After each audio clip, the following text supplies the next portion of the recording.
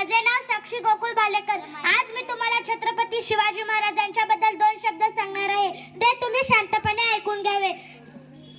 ज्यांनी अन्यायाच्या अंधारात स्वराज्याचा सूर्य उगवला, ज्यांनी अन्यायाच्या अंधारात स्वराज्याचा सूर्य उगवला, ज्यांनी तलवारीच्या धारेवर रयतेचा सन्मान जपला, ज्यांनी तलवारीच्या धारेवर रयतेचा सन्मान जपला, ज्यांनी सह्याद्रीचा स्वाभिमान शिकवला, असे आपल्या महाराष्ट्राचे आराध्य दैवत छत्रपती शिवाजी महाराज.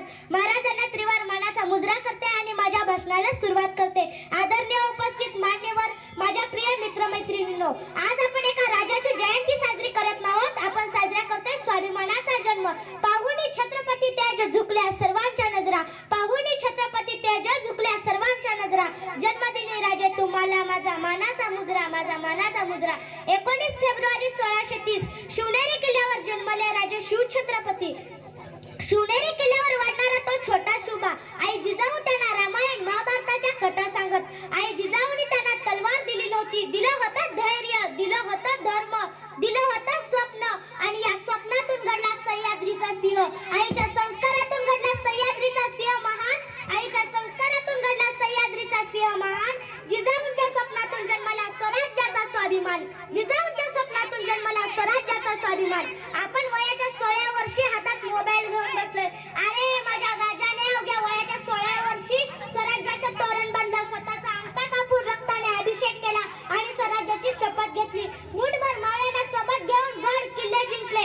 शिवराय एकटे नव्हते, त्यांच्या सोबत होते निष्ठावान मावळे. तानाजी मालुसरे, सिंहगड जिंकताना वीर मरण, बाजीप्रभू देशपांडे पावनखिंडीत छातीवर गोळ्या झेलल्या, मुरारबाजी रणांगणात शेवटच्या श्वासापर्यंत लढले. जो 65 किलोची तलवार चालवतो त्याचं नाव यसाजी, जो 2000 सैनिकांशी एकटा झुंजतो त्याचं नाव बाजी, जो हात तुटला तरी शत्रूशी लढत राहतो त्याचं नाव तानाजी, जो घोडा 8 तासात पुण्याहून दिल्लीपर्यंत नेतो त्याचं नाव संताजी, जो ढाण्या वाघाला एकटा पाडतो त्याचं नाव संभाजी, आणि या सर्वांना एकत्रित घेऊन जो स्वराज्य निर्माण करतो त्यांचं नाव छत्रपती शिवाजी. स्वराज्य वाढत होता आणि विजापूरचा सरदार अफजल खान संतापला. तो सैन्य घेऊन निघाला, मंदिरं फोडली, भीती पसरवली, प्रतापगडाच्या पायथ्याशी भेट ठरली. दोघे आलिंगनासाठी पुढे आले, पण खानाने कप्ताने कट्यार काढून महाराजांवर वार केला. क्षणभर शांतता पसरली, पण शिवराय सज्ज होते, अंगावर चिलखत होतं. एका क्षणात शिवरायांनी वाघनख्याने खानाचा कोतळा बाहेर काढला. सह्याद्री दणाणून गेला. जय भवानी, जय शिवाजी असा नारा घुमला. अफजल खानाचा कोतळा फाडून गेला. मावळ्यांना घेऊन 1000 सैतानांना लढून गेला. स्वर्गात गेल्यावरही देवानी ज्याला झुकून मुजरा केला, असा एक मर्द मराठा माझा शुभा होऊन गेला, माझा शुभा होऊन गेला. शिवरायांनी अनेक महान कार्य केले. रायगडावर भगवा फडकवला. तो क्षण फक्त राज्याभिषेक नव्हता, तो होता गुलामगिरीवर दिलेला प्रहार. शाहिस्ता खानाची बोटे कापली. विजापूर आणि दिल्लीच्या सरदारांना आपल्या पुढे झुकवले. जब तक सूरज चांद रहेगा शुभा तेरा नाम रहेगा, शुभा तेरा नाम रहेगा. शिवराय गेले, पण त्यांचा वारसा अजूनही जिवंत होता. छत्रपती संभाजी महाराज. औरंगजेबाने छळ केला, पण संभाजी महाराजांनी सांगितले, देह घे पण स्वाभिमान नाही. हा आहे महाराष्ट्राचा रक्ताचा रंग. मृत्यूलाही मात देईल असा त्यांचा गनिमी कावा, मृत्यूलाही मात देईल असा त्यांचा गनिमी कावा.